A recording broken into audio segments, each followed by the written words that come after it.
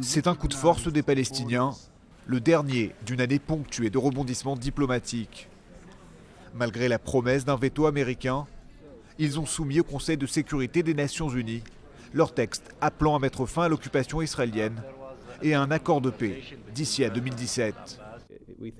Nous pensons que cette résolution impose des dates butoirs arbitraires pour parvenir à un accord de paix. Ce genre de deadline porte atteinte à des négociations directes efficaces qui, elles, peuvent réellement aboutir.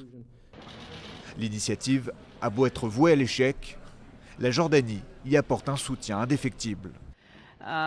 Nous avons évoqué un certain nombre de questions. Elles concernent les amendements souhaités par les Palestiniens une fois leur projet de résolution présenté. Il s'agit par exemple de la question de Jérusalem, ainsi que d'autres dossiers comme les prisonniers, le partage de l'eau, les implantations et la guerre illégitime à Gaza, qui a déjà été condamnée par la Cour internationale. Et pourtant, les Palestiniens ont eu les plus grandes difficultés à convaincre leurs alliés traditionnels.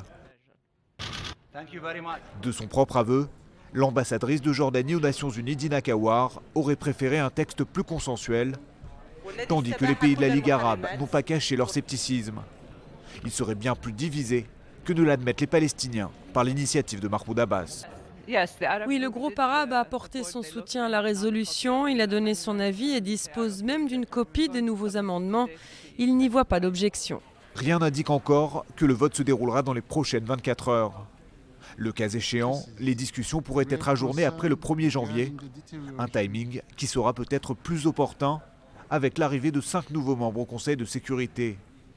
Parmi eux, la Malaisie, l'Espagne ou encore le Venezuela, autant de pays considérés comme plus favorables à la cause palestinienne.